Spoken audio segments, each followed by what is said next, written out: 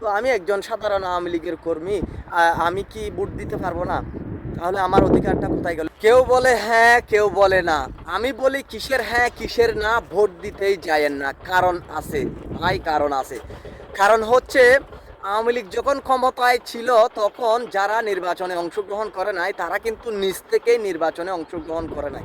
আর এখন জোর জবরদস্তি করে আওয়ামী লীগকে দাবিয়ে রেখেছে এই ইনুস সরকার। কারণ আওয়ামী লীগকে নির্বাচন করার সুযোগ দিলে জানে আওয়ামী লীগ বিপুল ভোটে জয় করবে এবং আবার সরকার গঠন করবে। কারণ 5ই আগস্টের পরে গত 17 মাসে যেই ঘটনাগুলো ঘটেছে এবং যেগুলো এখনো অবধি অব্যাহত রয়েছে, যে মামলা হামলা, বাণিজ্য, খুন রাহাজানি, মানে দেশকে অস্থিতিশীল গড়ে তোলা, তো সব কিছু মিলিয়ে ইউনূস সরকার বুঝে গেছে যে আওয়ামী লীগকে যদি নির্বাচন করার সুযোগ দেয় তাহলে আওয়ামী লীগ বিপুল ভোটে জয় করবে। কারণ 5ই আগস্টের পরে আওয়ামী লীগের জনপ্রিয়তা কিন্তু বিপুল হারে বেড়েছে।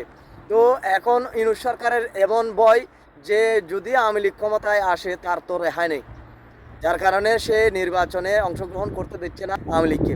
আর একটা বিষয় হচ্ছে, দেখেন আমি সাধারণ একজন আওয়ামী লীগ কর্মী, আমি তো আমার ভোটটা দেওয়ার অধিকার রাখি। যেহেতু আপনারা নিজেরাই বলছেন আপনারা দেশটাকে স্বাধীন করেছেন, মানে সকল মানুষের সমান অধিকার, কথা বলার অধিকার, সব কিছুর অধিকার নাকি সমান। তো আমি একজন সাধারণ আওয়ামী লীগের কর্মী, আমি কি ভোট দিতে পারবো না?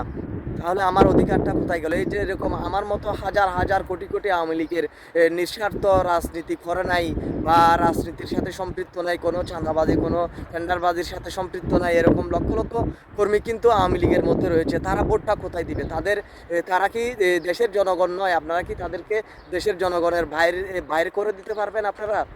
তো এভাবে কখনো একটা সুষ্ঠু নির্বাচন, নিরপেক্ষ নির্বাচন হতে পারে না। এই নির্বাচন কখনোই অবাধ এবং সুষ্ঠু হতে পারে না। এই নির্বাচন আমরা যারা সাধারণ আওয়ামী লীগ কর্মী আছে, আমরা এই নির্বাচন বয়কট করেছি। কিসের হ্যাঁ কিসের না, ভোট দিতেই যাব না।